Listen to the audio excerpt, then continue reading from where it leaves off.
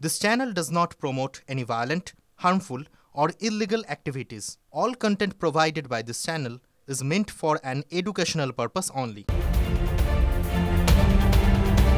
উপনির্বাচনেও রাজ্যে অশান্তি। রানাঘাট দক্ষিণে বিজেপি এজেন্টের বাড়ি ভাঙচুর, পায়রাডাঙ্গায় বিজেপি এজেন্টের বাড়িতে হামলা, হুমকির অভিযোগ।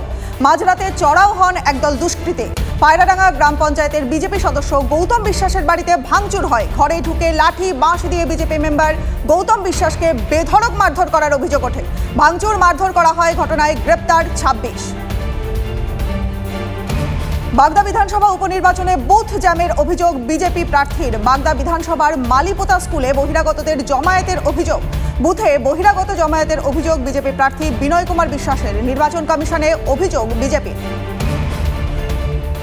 ভোট শুরু হওয়ার আগেই ইভিএম খারাপ হয়ে বিপত্তি মানিকতলা বিধানসভা কেন্দ্রের একটি বুথে। ঘোরবিবি লেনে বার্বিল্যান্ড স্কুলে 270 নম্বর বুথে ইভিএম খারাপ। মক্কলের সময় ইভিএম লক হয়ে যায় ওই বুথে, এখনও ভোট গ্রহণ শুরু হয়নি।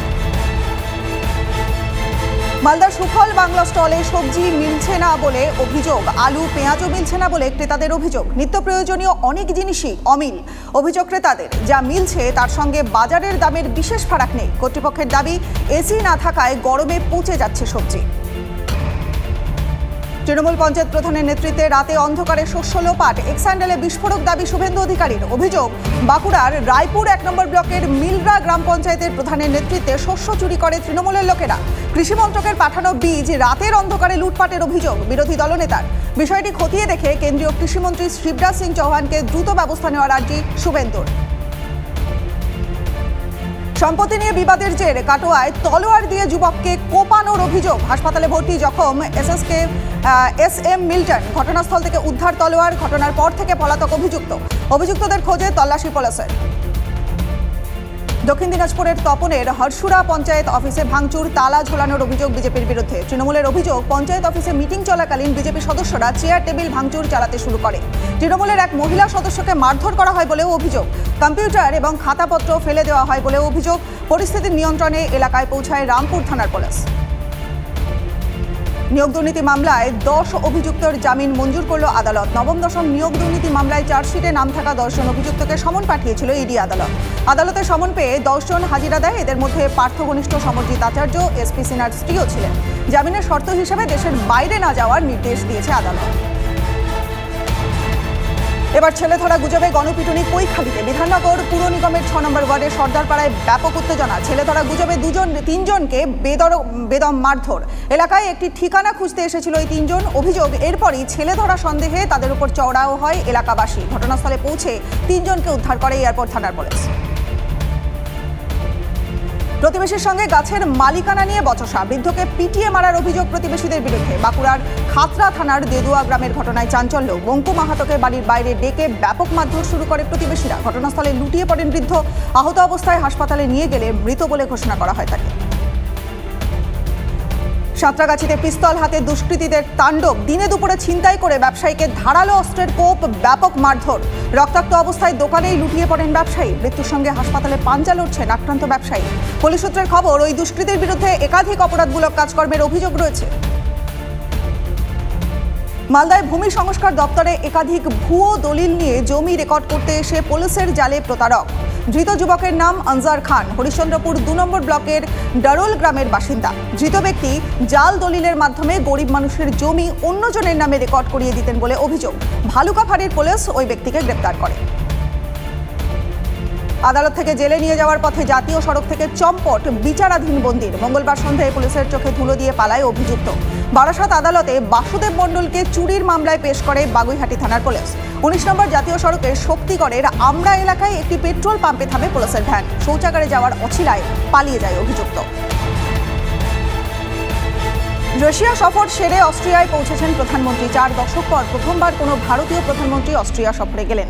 অস্ট্রিয়ার প্রেসিডেন্ট এবং চ্যান্সেলরের সঙ্গে বৈঠক করবেন মোদি। দুদেশের দ্বিপাক্ষিক সম্পর্ক নিয়ে একাধিক বিষয়ে আলোচনার সম্ভাবনা রয়েছে। রাশিয়ার সর্বোচ্চ নাগরিক সম্মান পেলেন নরেন্দ্র মোদী। ভারতের প্রধানমন্ত্রীকে order of Saint Andrew and apostle প্রদান। রুশ প্রেসিডেন্ট ভ্লাদিমির পুতিনের। দ্বিপাক্ষিক সম্পর্ক, আন্তর্জাতিক নানা বিষয়ে গুরুত্বপূর্ণ আলোচনা হবে পুতিনের সঙ্গে নরেন্দ্র মোদীর। এবং উঠেছে এখানে ইউক্রেনের যুদ্ধের প্রসঙ্গ। আজই একদিনের অস্ট্রিয়া সফরে যাবেন প্রধানমন্ত্রী। হাথরাস কাণ্ডে এবার সুপ্রিম কোর্টে মামলা দায়ের 5 সদস্যের এক্সপার্ট কমিটি গঠন করে তদন্ত হোক এই ঘটনার দাবি মামলাকারী।